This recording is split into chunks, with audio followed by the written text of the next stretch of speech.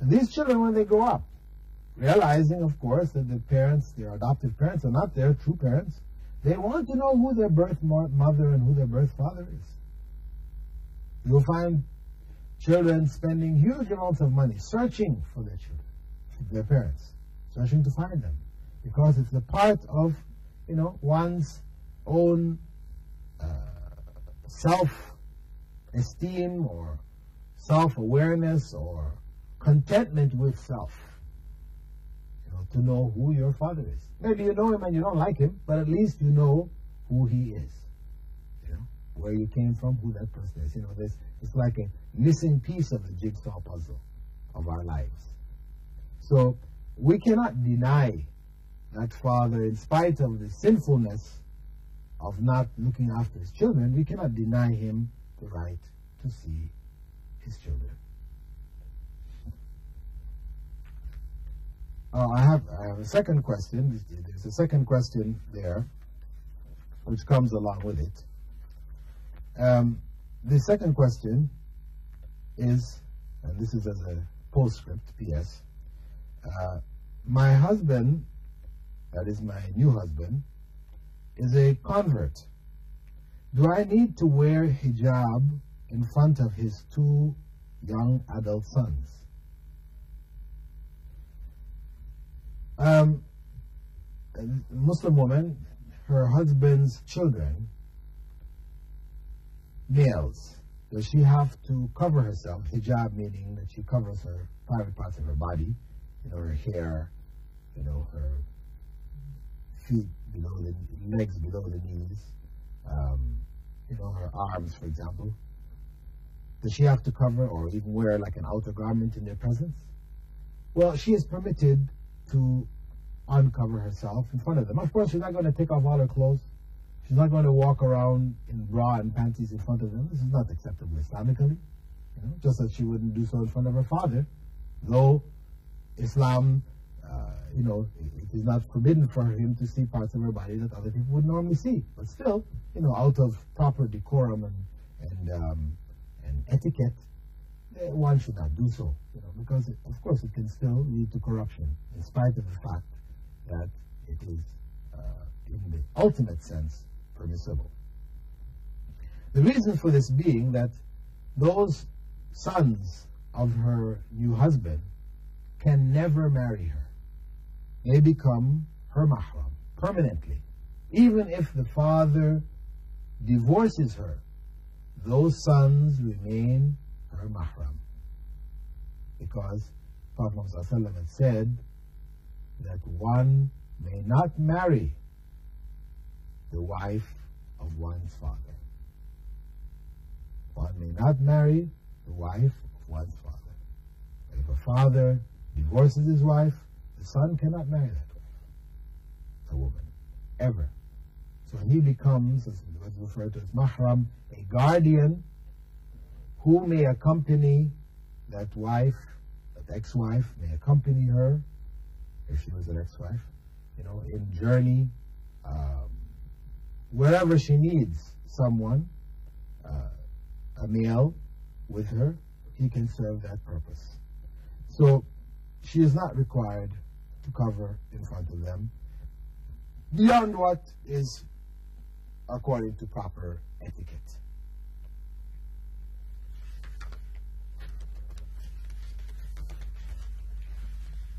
The next question that we have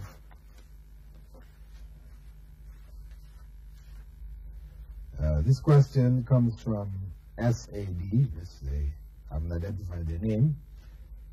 Dear Dr. Bilal Phillips, Assalamu alaikum. I enjoy your program a great deal, and I hope that they continue to be enlightening.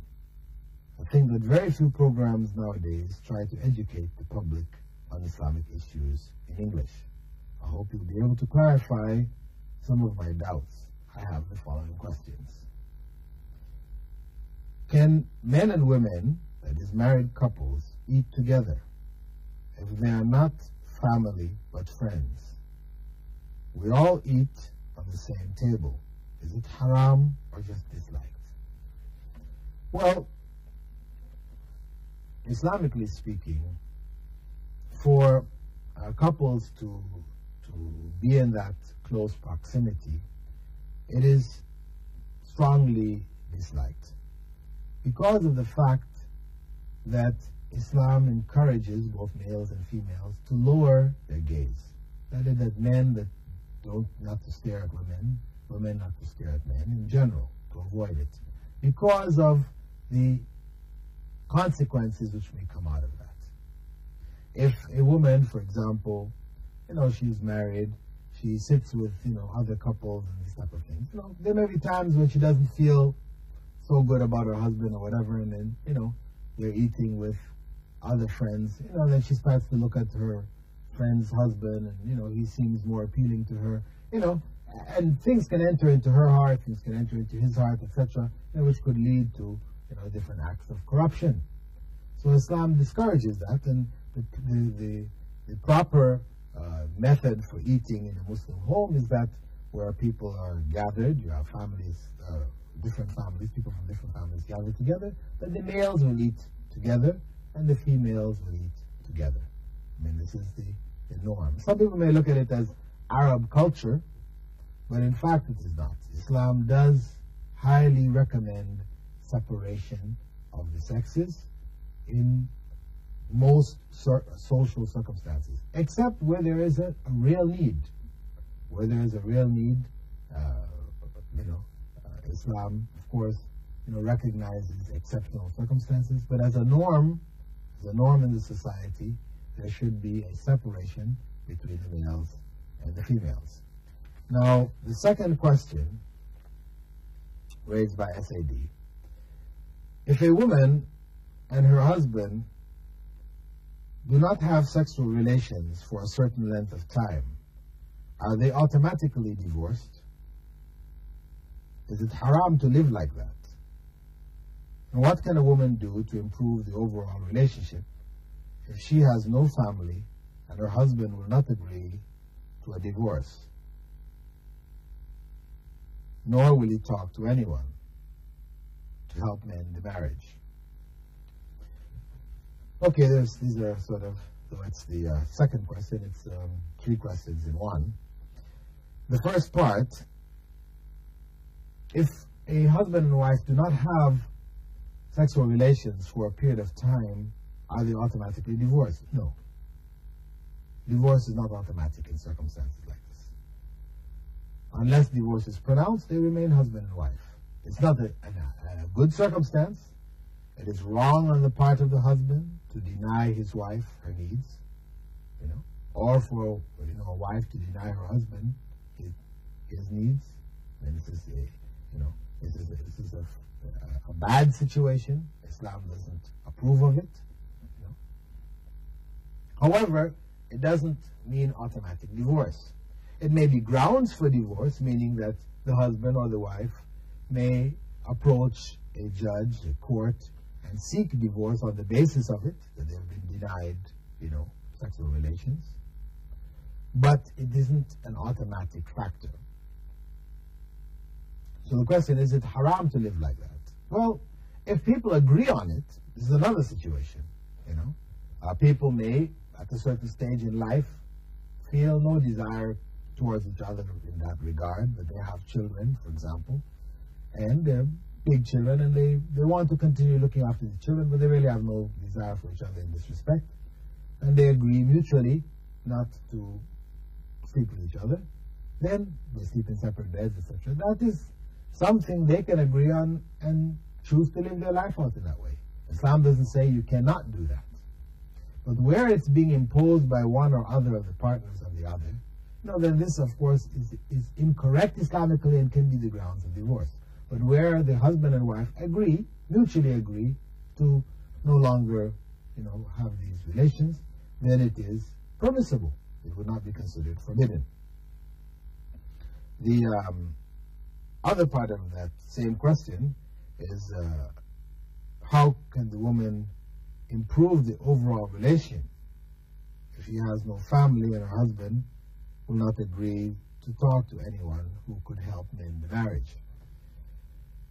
Well, I would say that the woman needs to look at certain things. I mean, this is a case where the man is neglecting her. She needs to look at certain things. Could it be that, he comes home from a long day's work and, he comes home to find her in her worst clothes, her hair disheveled, maybe smelling because she's been doing housework, etc., Is he coming home finding her like this? Of course, this is something not attractive, as a man, to come home and find his wife like this. Not to say that, she is not justified, in ending up like that if she's doing work and, she's been working all day, so on and so forth. But at the same time, in order for there to be, some attraction and feeling in the heart, etc., then it is advisable for the woman to put her best foot forward, to give the best impression when her husband comes home, try to tidy herself up, take a bath, whatever, clean up, etc., and be at her best. Greeting him, smiling, etc., etc. He's been out all day, and to help to build, good feelings between herself and himself. The Prophet ﷺ, had also mentioned that gifts, are a means to create love. So there may be, for example, that the husband, he desires something, some gift or the other that he really wants, and so on and so on. He's not able to get it or whatever, he hasn't had a chance to get it. For her to go and purchase this thing for him, as a gift, this can help touch him, maybe cause him to, lean towards her more. And, of course, it is advisable to speak to others, as it's possible, but in a case where the husband doesn't want to speak to anybody, then I would say the best thing would be to try to find somebody who's close to him, somebody who he respects, who's close to him, and to reach that person, get them to try to talk to him. Not necessarily revealing everything to him, because for him, that individual will come back to your husband and say, well, your wife came and told me that this, that, and the other.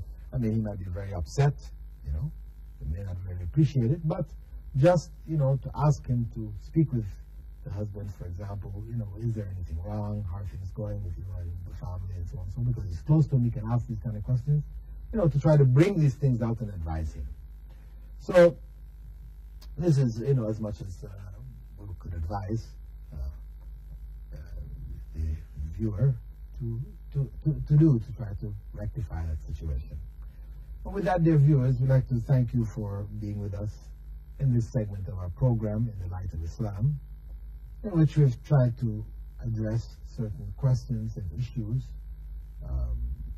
These tend to be, most of these in this program tend to be from females who write in, because anybody may write in, male, female, children, non-Muslims, Muslims. You're all welcome to write in to me, Dr. Bilal Phillips, Sharjah Television, In the Light of Islam program, P.O. Box 111, Sharjah, UAE. With that, dear viewers, I bid you all farewell, hoping to see you in the coming programs. Assalamu alaikum wa rahmatullahi wa barakatuh.